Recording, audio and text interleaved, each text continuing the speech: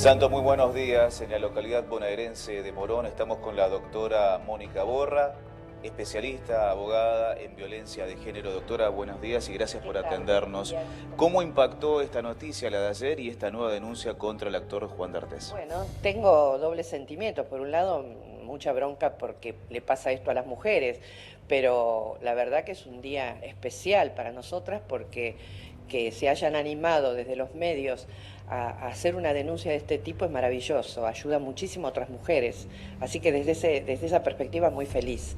Doctora, recién hablábamos fuera de cámara y nos dijo que algunos hombres todavía interpretan el no como un sí. Tal cual, eso tiene que ver con el patriarcado. Yo soy docente y doy cursos a veces y entonces hablo con la gente joven y para un varón argentino el no es un ni, un sí, y siempre se interpreta de esa manera. Las mujeres ya estamos acostumbradas, hay mujeres que pueden decir no y hay otras que les cuesta mucho decir que no, por temor, por presión, por un montón de cosas. Yo ayer escuchaba a las víctimas de Juan y cuando la escuchaba a Calu realmente me daba cuenta que ella todavía no puede contar todo lo que pasó de nuevo porque no fue creíble lo que ella dijo y es lamentable porque eso nos pasa a las mujeres. Se toma como un tema menor, se burla, lamentablemente se tiene en cuenta, digamos, la historia personal de la mujer y no se mira quién es el perpetrador del delito, ¿no es cierto? Porque esto es un delito. Así que es terrible, porque las mujeres siempre somos investigadas cuando ocurren estas situaciones. De hecho, a ella no le creyeron. Pasó mucho tiempo, ni siquiera a las propias mujeres, porque también nosotras somos parte del patriarcado. Doctora, la dejamos en contacto con Santo Biasati, por favor. Doctora Mónica Gracias. Borra, tenga usted muy buenos días. ¿Qué tal, Santo? ¿Cómo le va? Bien, doctora. Y lo que decía usted, ¿no? Que todos tenemos que entender que el no, no es otra cosa. No es sí. El no es no. Tal cual. El no es no y a las mujeres hay que creerles porque las normas jurídicas no se adecuan a este tipo de delitos. Este es un tema que venimos hablando mucho acá con la justicia moronense, que la verdad que se porta muy bien en los temas que tienen que ver con género, ¿no? Porque estos delitos se producen sin testigos, no hay gente que pueda acreditar lo que pasó. Y como recién le decía acá al compañero, realmente no es creíble una persona, una mujer, cuando cuenta esto. Es a puertas cerradas. Es lamentable. En general, ¿no? A puertas cerradas es más a difícil. Puertas cerradas. Y además se invierte la vergüenza, porque es la mujer la que tiene muchísima vergüenza de contar siendo ella la víctima. Entonces se produce toda una confusión. De hecho, las víctimas de violación a veces pasan 20 años y recién a lo mejor en un espacio terapéutico pueden contar lo que le ocurrió. Por eso se las llama sobrevivientes, porque es lamentable y doloroso lo que les ha pasado. Ayer yo me conmoví muchísimo escuchando a la víctima, ¿no? Y eso que uno piensa que después de tantos años de trabajar en esto a uno no la conmueve muchas cosas. Pero las mujeres nos toca muy, muy de cerca todo esto. Pero a mí no me sorprende que a usted la conmueva, ¿eh? No me sorprende, porque usted no es alguien que se ha especializado ahora que parece que está de moda. Usted tiene muchos años de lucha en esto. Y en otra etapa no debe haber sido tan fácil para usted. No, realmente llevo en mi corazón todas las vivencias, hace 30 años que estoy en el tema, y la verdad que agradezco a los medios porque nos han ayudado mucho en temas gravísimos como femicidios, etcétera. Nosotros acá en Morón tenemos casos emblemáticos, el caso de Noelia, donde ustedes nos ayudaron muchísimo, y ahora estamos tras la búsqueda de Rosa Toledo, que hace 3 años desapareció, y nosotros sabemos que es un femicidio y no hay pruebas. Entonces, en este tipo de delitos, al no haber pruebas, habría que repensar un poco en nuestra legislación penal. A esto me quería referir, doctora Borra. También cambiar el criterio. Este es el tema central, ¿no? ¿Cómo? Esto para los que no sabemos. Exacto. ¿Qué se hace desde el punto de vista penal? No, desde el punto de vista penal habría que facilitar otro tipo de pruebas. por ejemplo, y en los medios también les pedimos que nos ayuden en esto, a que se hable más del perfil de las personas violentas y no que se hable tanto de las víctimas, porque por ejemplo en los casos de violación el criterio es investigar la vida sexual de la mujer, si realmente fue forzada, si ella, en el caso que nos convoca, si ella entró ahora se va a empezar a investigar, si ella entró a la habitación porque ella tenía ganas de entrar, qué pasó que ella permitió que se llegara hasta ese punto. O sea, se la va a criticar a la mujer. Y la verdad que hay que ser mujer para estar en una situación así y no saber cómo escapar. Doctora Borra. Ese es el tema. Ana le quiere hacer una pregunta. Sí, Santo. Yo lo que le quería preguntar, doctora, es, en su experiencia, ¿cuáles podrían llegar a ser las pruebas que se presenten, más que nada teniendo en cuenta que 9 años después ya no hay ningún tipo de revisión médica ni lesiones que se puedan llegar a presentar? Pericias psicológicas psiquiátricas, no sé, algún testigo, ¿cómo sería? Ese es el punto. Las pericias psicológicas tendrían que ser contundentes en esto. Y al creer en una pericia psicológica le creemos a la mujer lo que está diciendo. Y esto tendría que ser contundente. Además, nosotros los que hemos estudiado mucho sobre los temas de violencia de género, sabemos cuáles son los puntos que se van dando, las cuestiones que se van dando, las conceptualizaciones que tenemos que conocer. Por eso hay que tener una postura ideológica para poder trabajar en esto. Yo abogada, no podría defender a un hombre y luego defender a una mujer, porque se me estarían infiltrando algunas cuestiones del patriarcado, que creo que en este caso ha pasado con alguna de las abogadas intervinientes. Entonces creo que en esto hay que ser muy serio. Y también le pedimos a los jueces, a los fiscales, que se capaciten, que la única forma de sacarse los prejuicios es eso, estudiando, y conociendo cuáles son las características de la víctima y cuáles son las del victimario. A mí me duele muchísimo que a Calu Rivero hayan pasado tantos años y no le hayan creído hasta las propias mujeres, porque nosotros también estamos incluidas en el patriarcado. Así que bueno, ayer yo la veía a ella muy triste y muy angustiada y muy trabada, sin poder contar realmente nuevamente lo que le ocurrió. Así que bueno, esto denota el tipo de lesión que produce este tipo de violación o abuso en el caso de Calu. Sí, Esteban también le quiere hacer una pregunta, doctora Borra. Doctora, a ver, concreto, está buenísimo lo que usted acaba de decir de Calu Rivero. Calu Rivero, cuando hace la denuncia, ningún fiscal puede tomar esa denuncia y comenzar a investigar, porque estos son delitos de instancia privada. ¿No cree que hay que cambiarlo esto, ya que el gobierno está impulsando una reforma del Código Penal? Es decir, que los delitos de abuso, básicamente, el Ministerio Público, la Fiscalía, pueda investigarlos per se directamente, sin que sea motorizado por la denuncia de la mujer. ¿No le parece que esto sería interesante hacerlo o no? Es un tema muy especial, ¿no? Porque sí, siempre se trató de proteger a la mujer y que ella contara cuando quisiera, cuando pudiera. Y de pronto la vamos a obligar a que se haga público. Vamos a tener que capacitarnos, prepararnos mucho para contener a esas mujeres para el caso de que no sean delitos de instancia privada. Está para pensarlo, yo siempre lo pienso. Dadas las circunstancias legales actuales, nos falta un poquito de preparación para eso, pero no estaría mal. La verdad que es una buena, es una buena idea. Doctora Borra, sin sacar este caso, ni sea que sea exclusivamente este caso, por lo que usted acaba de decir recién. Porque hay muchas mujeres que no van a tener la posibilidad de hacerlo público. Esto es cierto. Y en ese caso hace falta, sí, un mayor trabajo, y yo diría, no es que no lo saben, creo que es un tema de compromiso. Compromiso con la ley. Y si la ley no es suficiente, hay que pedir la modificación de la ley. Porque en caso de menores, ¿no? Entonces, no hay una sola casuística en el mundo que diga que el violador de menores no lo va a seguir haciendo aunque lo condenen a la pena máxima que marque el código, aquí y en el resto del mundo. ¿Qué hacemos? ¿Qué estamos haciendo? Absolutamente cierto.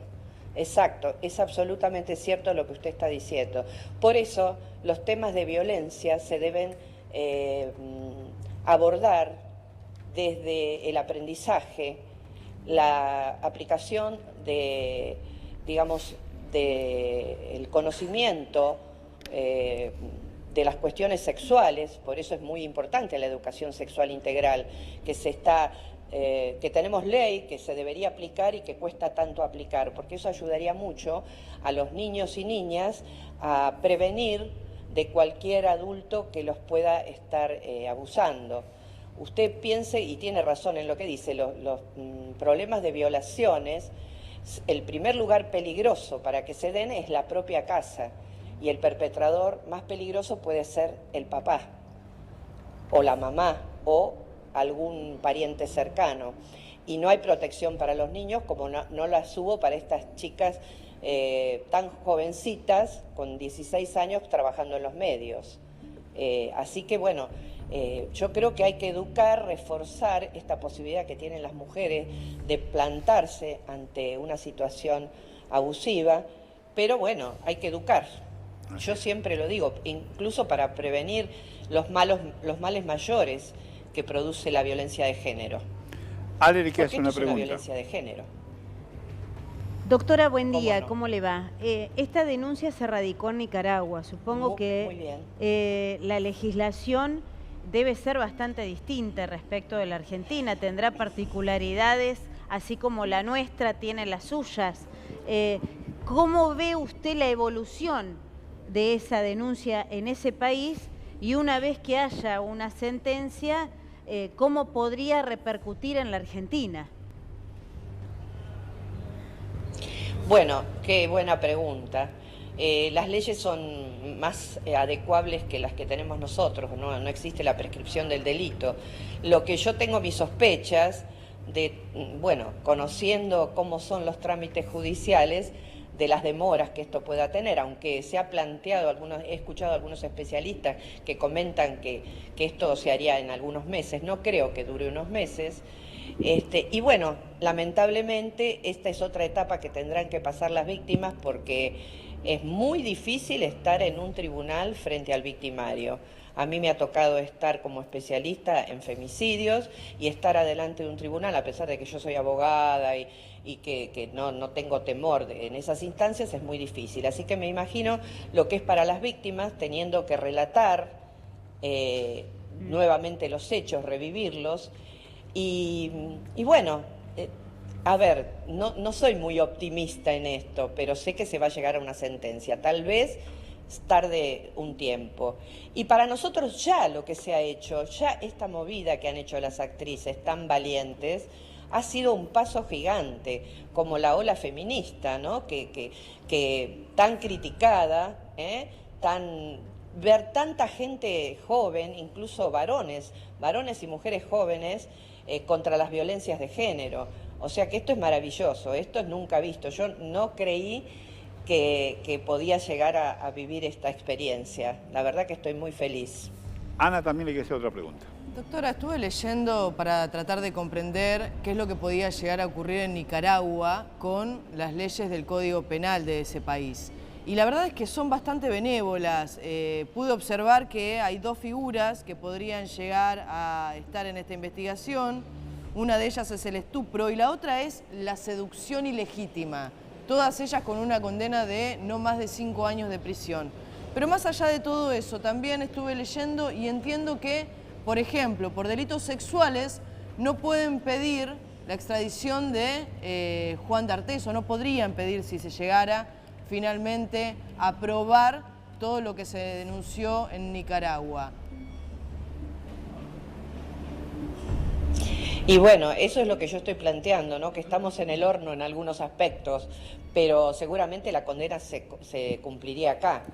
Y además él ya tiene una condena social acá, en Argentina. Pero la condena social a mí me parece que es un punto de partida y un paradigma, pero ¿se podría cumplir acá? Porque tengo entendido que, por ejemplo, con el nuevo Código Penal, que están tratando obviamente de modificar, hablan de delitos sexuales en otros países cuando incluyen a víctima o victimario argentino y que de esa manera podría cumplirse la condena directamente en la Argentina. Pero bueno, todo esto no se llevó adelante, por eso uno se pregunta qué es lo que podría llegar a ocurrir. Más allá que creo que hoy estamos hablando o estamos frente a un paradigma en la Argentina que a mí por lo menos de manera personal, y acá no voy a ser objetiva, voy a ser subjetiva, me parece sumamente importante.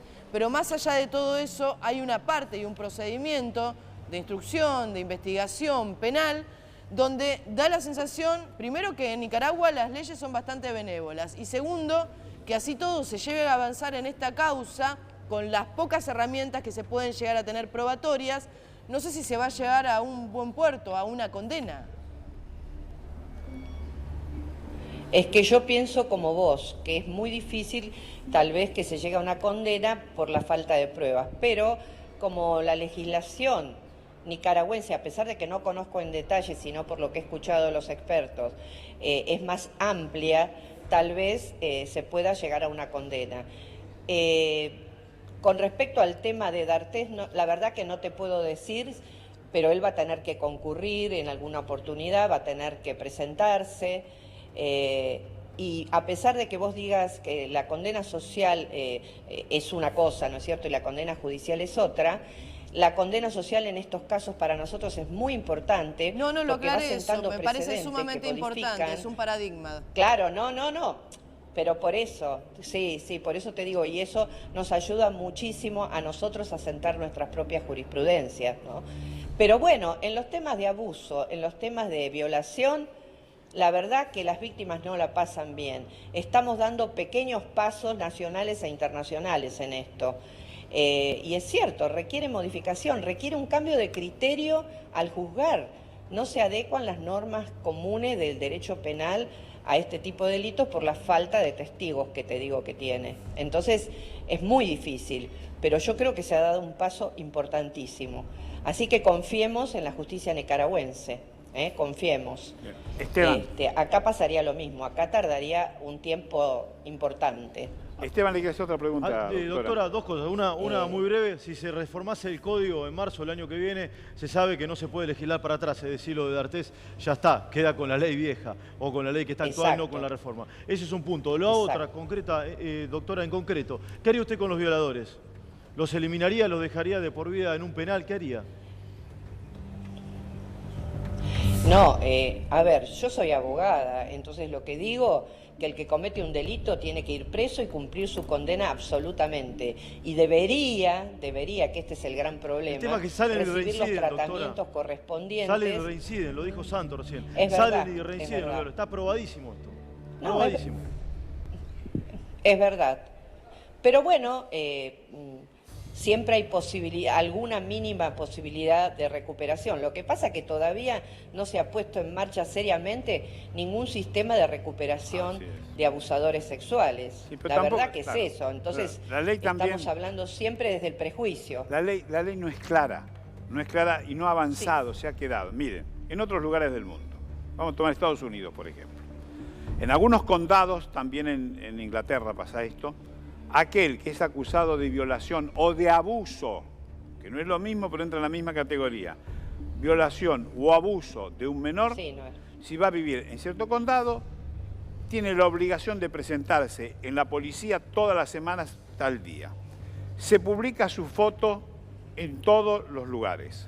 Hay una célebre ley en Estados Unidos porque los vecinos de un violador que se mudó a esa casa después de haber cumplido la condena, violó y mató a una chiquita. Los padres se presentaron y el Congreso de los Estados Unidos dictó una ley para todo el territorio en el cual hay que publicar el nombre, tiene que saber la gente que vive en un barrio dónde se ha instalado el violador. Por otro lado, alguien puede decir también con derecho, bueno, esto es estigmatizarlo, no se da la posibilidad de resocializarlo. También vale esto que se diga. En Estados Unidos se está haciendo, y curiosamente, quien comanda esto en la ciudad de Nueva York es un psicólogo argentino, una institución que a nosotros nos suena rara, pero allá está en vigencia. Cumplida la condena, la condena, doctora, le dan 15 años de cárcel. Pero antes de recuperar la libertad, un grupo multidisciplinario tiene que decir si está en condiciones de volver a la sociedad. Entonces no están en cárcel, pero sí están en un instituto donde no pueden salir. Esto lo han firmado ya 24 estados de los Estados Unidos y está en vigencia. Yo recuerdo que hace unos años se intentó, acá en Argentina, plantear esto, ¿no? Lo del escrache social, digamos, público de los un registro de violadores. Bueno, era. Está el registro, pero está no la se ley. llegó... Era un registro de violadores. Exacto, está la ley. Con acceso público. Pero no, Se aprobó la ley. pero la verdad, está bien, pero nosotros no tenemos educación para poner en marcha eso, porque acá cada vez que alguien se entera de que un violador ha violado, intenta matarlo, hacerlo desaparecer, o sea, actúa con la misma violencia que pudo actuar un violador para resolver el tema. Entonces no funcionó eso. Lo que a mí me parece muy bien esto de la evaluación que hay que hacer cuando un hombre ha cumplido su condena, porque si no está en condiciones psicológicas de salida, no debería salir, realmente, habría que buscar una alternativa hasta darse cuenta de que llegó el momento de que él pueda convivir socialmente. Se sabe que es muy difícil, muy difícil. Se ha utilizado el sistema, sistemas químicos también para que esa persona no pueda... La castración química, ¿no? Sí, para que esa persona no pueda violar. Pero la castración química no se cumple. Sí, y no se ha llegado a ninguna... No, porque el tema es así. Como tiene efectos secundarios muy serios, entonces casi todos aquellos que dicen yo acepto la castración química, después la deben abandonar por los efectos secundarios que tiene. Y en verdad ha resultado ineficaz. Hasta ahora no hay buenos resultados con eso. Sí, dicen que es porque la conducta abusiva la sigue teniendo igual. Exacto. Entonces, desde esa perspectiva no sirve. Bien, Ana también quiere hacer una pregunta. Es un tema de cambio de conducta, ¿no? Claro, pero sobre todo de la sociedad, doctora. Usted dijo algo muy valioso, educar. ¿Sabe cuál es el principal poder? No educar. No educar es un poder. Por eso hay que estar contra eso de no educar. Porque ese es el más grande poder que se tiene en una sociedad, de aquellos que ejercen el poder. No educar. Sí, Ana. Yo lo que le quería preguntar, doctora... Sí, tal vez... No, está bien. Sí. Diga. La escuchamos, doctora. No, lo que yo quería decir que justamente la violación es un gran acto de abuso de poder, porque el abusador no busca placer sexual, en realidad busca dominar a esa persona. Así que este es un gran acto de abuso de poder. Por eso digo que hay que reeducar y repensar estas cuestiones.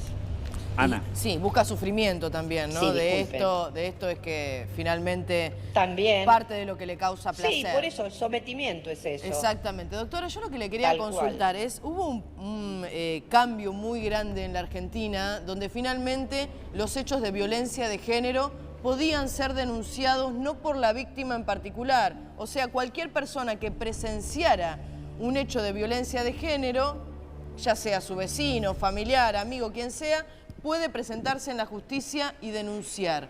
¿No sería bueno también que nosotros nos abramos de alguna manera y nos saquemos este chip que dice no te metas? Y podamos denunciar este tipo de hechos también porque, por ejemplo, lamentablemente había personas que sabían esto. Y vamos, no seamos ciegos. Esto se sabía desde hace mucho tiempo. Había muchísimas... Lo que pasa es que todo ocurre en el momento en que se sabe y se conoce. En el día después, con el diario del día después. A mí me pasó, yo también lo sufrí, pero nadie denunció. Entonces, por ahí no sería importante que alguien se anime y diga yo voy y lo denuncio, no importa que no sea la víctima. ¿Esto está permitido en la justicia argentina? Debería estarlo porque en realidad no denunciarlo y conocer es ser cómplice. Entonces, tal vez nos falta esto de educar para que nos demos cuenta que no hay que ser cómplice de estos delitos. Y que a veces uno no lo cuenta para cuidar a la víctima. Entonces, replantearnos normalmente no lo cuenta, creo yo, para cuidar a la víctima. Esta nena tenía 16 años. A mí la verdad es que me cuesta pensar como una mujer. Es una nena, es una criatura, es una adolescente. Y las mismas chicas que sabían en ese momento eran las compañeras de elenco. también muy chiquitas. Lo que pasa, doctora, que el Código Penal estipula... Esto fue tremendo porque eran todas niñas muy chicas. Claro, fue peor aún. Pero piensen la cantidad de mujeres, que hoy, aún en relación de pareja y adultas, sufren este tipo de violación intrafamiliar y no lo pueden contar. Pero la cantidad de chicas... O sea que esto destapa un tema mucho más grave. La cantidad de adolescentes que sufren este problema. Sí. Todos los días, en todas las latitudes del país. Adolescentes y mujeres adultas. Pero digamos, porque lo que decía usted de los adolescentes, no de los chicos, casi siempre es alguien de confianza, vulnera la confianza que se da a ese menor para abusarse, para violarla. No está tan lejos de la realidad, del familiar, del conocido, de la escuela, del club donde va. No está lejos de eso. Se da en ese ámbito. Sí, Esteban. No, en este caso él era un referente. Él era un referente, obvio. Ahora, vuelvo sobre lo mismo, doctora. ¿No hay que cambiar esto de la lógica de que son delitos contra la honestidad sexual y la integridad sexual? Porque si se juega la honestidad, esto es del año 1921, es viejísima esta figura y esta lógica. La denuncia de un tercero no vale, porque nadie se puede meter en la honestidad de la mujer. Esto es lo que entendió el legislador a comienzos del siglo pasado. Esta figura es la que me parece que habría que cambiar, para que cualquier persona pueda denunciarlo.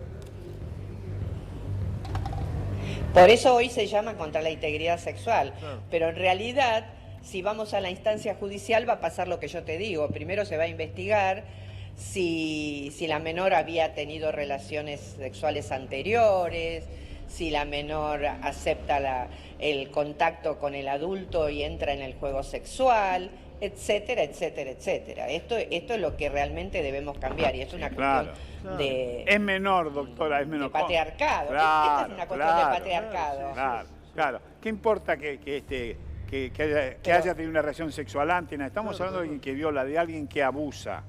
Entonces... Tal cual. Claro, esto es la cuestión. Tal cual. Y con los menores es muy claro. Hay una línea muy clara allí. Con los pibes no, con las pibas no. Sí, con los pibes no. Y esta frase, mirá cómo me pongo, bueno, que ahora se den cuenta, mirá cómo nos ponemos las mujeres cuando nos enteramos y se hace público de que estas cosas están pasando. La verdad que me encanta, me alegra todo este movimiento de gente joven que se anima a cosas que a lo mejor nosotras, que somos un poco mayores, no nos animábamos y callábamos por temor, por angustia, por vergüenza. Y muchas veces por miedo que la mate. Muy contenta estoy. Porque la cosa es, si lo contaste mato, también dicen eso. El violador, el abusador dice eso a su víctima. Sí. Y a veces nos vemos ante situaciones de suicidios de adolescentes y no sabemos por qué es lo que ocurrió. Y realmente a veces son víctimas de abusos. Claro, la vergüenza, este estigma de la vergüenza. Un gran dolor. Claro. Sí, a mí también quiero hacer una pregunta. Y bueno... Doctora, buen día. Teniendo en cuenta que tiene que haber un consenso entre la justicia de Nicaragua como con la de Argentina, ¿cuándo podemos tener una condena, básicamente? Porque es una realidad que tenemos las mujeres que ante una denuncia estamos hartas de que nunca se llega a una condena, ¿no? Y que siempre todo queda en la pura burocracia. Mira, a partir de esto yo realmente recién ahora me pongo a investigar sobre la justicia nicaragüense porque nunca pensé que este hecho había ocurrido allá y hace tantos años. Así que desconozco todavía cuál sería el criterio y el tiempo. Si fuera acá en Argentina los tiempos no son acotados.